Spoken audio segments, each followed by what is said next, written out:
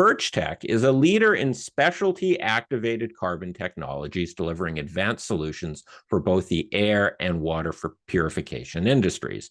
The company just released its Q1 financial results, and we've got CEO Rick MacPherson joining us to provide outlook on the key milestones for its water and air business for 2025 and beyond. I'm Martin Gagel with Market Radius Research. Please remember, this is neither recommendation nor investment advice. We're here to learn about the company. Rick, thank you very much for joining us.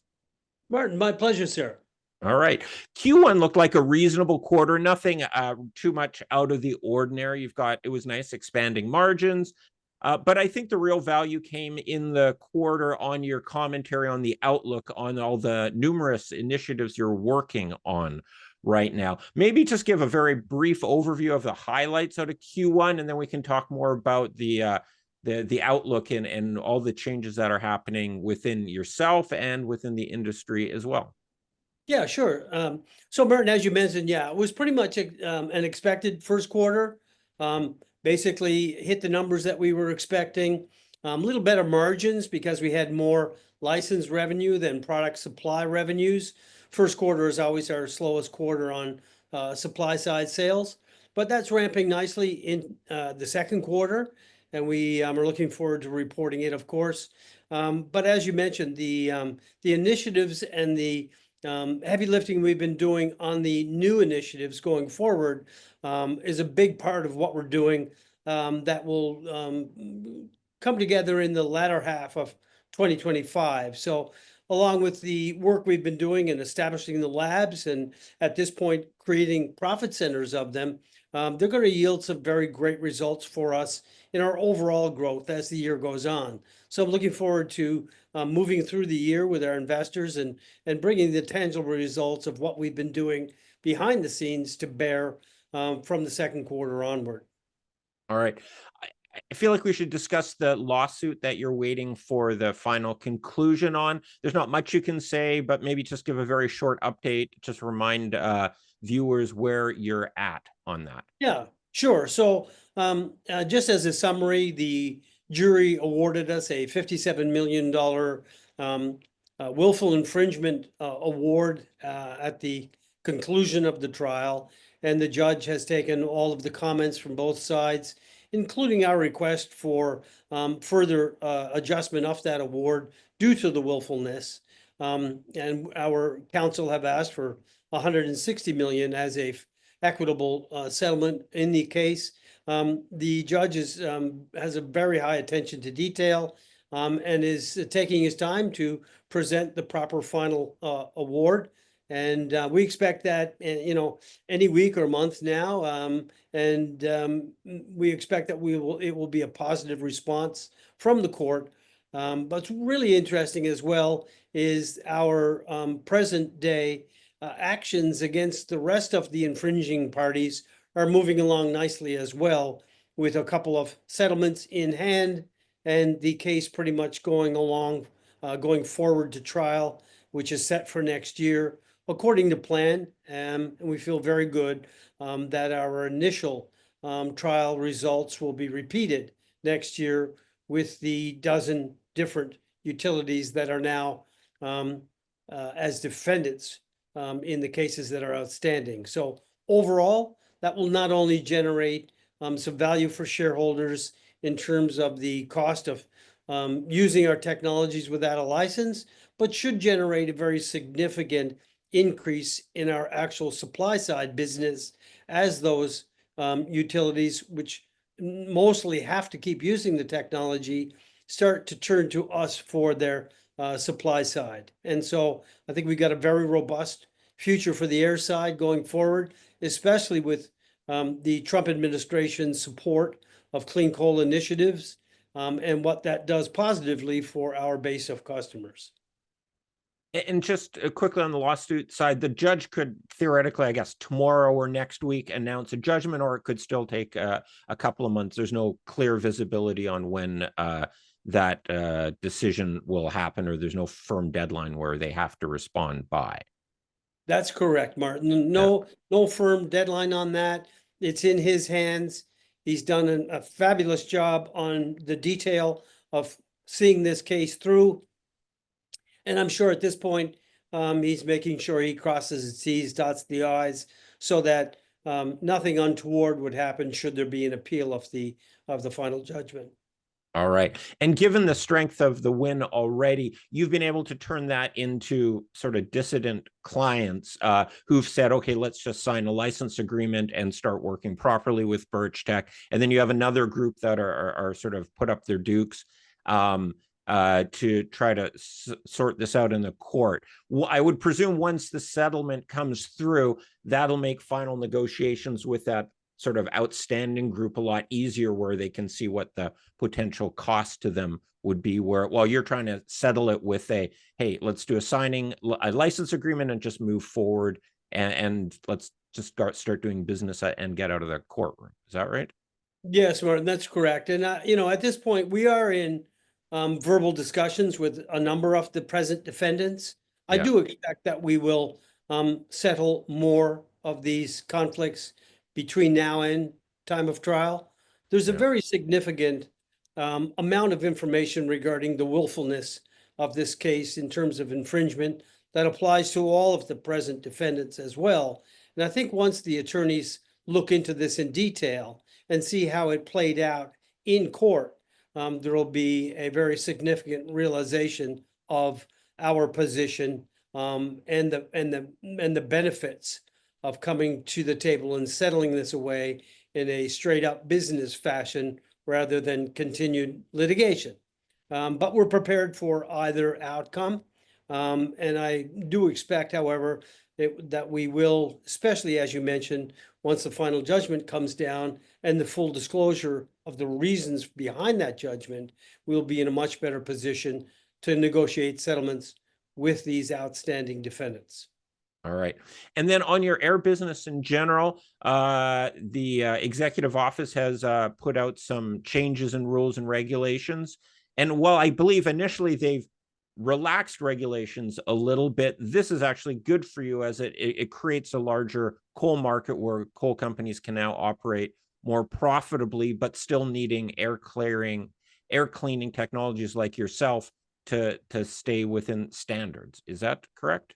Yes, Martin, you're correct. So during the Biden administration, they introduced what we call the MATS 2.0 program, which basically took the present day law of MATS, mercury emission controls, and tacked on a bunch of different ancillary regulations, which were going to cause a great deal of additional cost and angst for the coal-fired plants. The Trump administration have removed those, and that has allowed 47 different coal-fired plants to continue operations, a lot of them to change their mind from going out of business to staying open. So we have a significant reprieve on the coal-fired side of production, and it's very valuable to the country with regards to the ability to be able to firm up the fleet and make sure there aren't any significant brownouts coming due to the reliance on renewable sources, which just don't have the backbone to generate the core amount of power that's necessary all year round. So this is good for us. It's good for the industry. And we very much applaud the Trump administration and the EPA for taking those steps. Yeah. And given that you're expecting a ramp up of business and sales on the back of this, as well with your other initiatives of converting sort of combatants with friends and as customers? Yeah, so what it does really, Martin, is it allows us to continue supplying the plants that we have as customers without worrying about them going out of business over the next 4 or 5 years. So I think that surety is nice, and our growth will come with the supply side as part of settlements for those infringing parties that we're now engaged in disputes with. So as we sign licenses with those folks and obtain supply side contracts with them, so will our air business grow on the supply side. And because of the administration's approach to reasonable air emission regulations, then we also now have the ability to continue selling our services to the coal-fired plants over the next 4 or 5 years without any worries about them shuttering due to these new, what we would think would be unnecessary regulations. Okay, is that everything for your expectations for the air business? I believe you're looking for at least 40 million of revenue by the end of 2026. That's the official Yeah, guidance. so Martin, if you take the present defendants and Yeah. look at the supply side needs and add that to our present guidance, you'll come up with 40 plus million of supply side business. So And that's in addition. That's not in total. That's add that on. would be in, no, that would be in total, sir. Okay, that's in total. Okay. So we're looking at moving from guidance today of 23 million to expected that we would have approximately 40 million in book business annually by the end of 26. Yeah. And then switching over to the water business, if we're done on the air side. Yes. All right. So that's your newer line of business. Not a specific question. Why don't you just give us an update on where we're at and what you're expecting for the remainder of the year? Yeah, sure. So our 2 design centers are up and running flat out. We've added many new employees to these centers. They're running very busy at this time. We're in the midst of finalizing our research and development on our new product lines. The provisional patents have been issued, and we're working to move those items forward. We will be introducing new products to the market in the last half of 2025.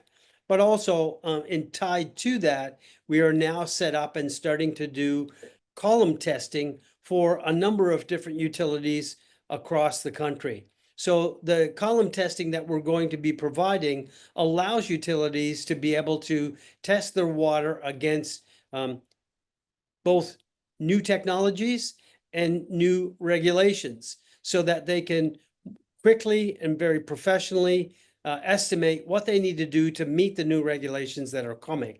So we're actually now in a situation where these design centers are becoming profit centers for us as we continue to reach out and provide these services to the industry. And for us, it's a great way to introduce the company to the water market and start to build the relationships that are going to be necessary for us to sell our new product line into that market.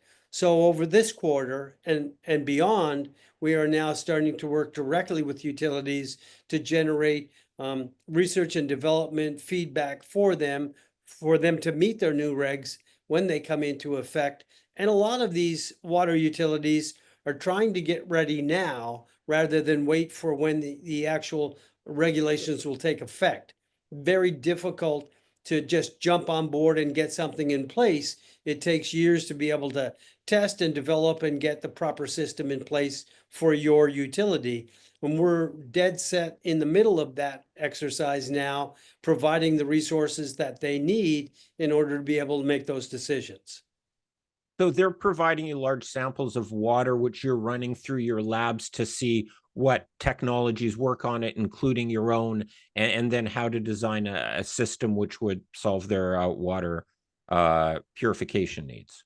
Yes, Martin, that's correct. Other than the fact that they don't need to provide large quantities, Okay. this system which we've designed is ultra modern and works on small quantities with the same efficacy as if they were to spend hundreds of thousands of dollars and months of testing at their own facility. We can generate the same results in a week for tens of thousands of dollars and provide them with not only the results, but the know-how and the expertise as to what to do with those results.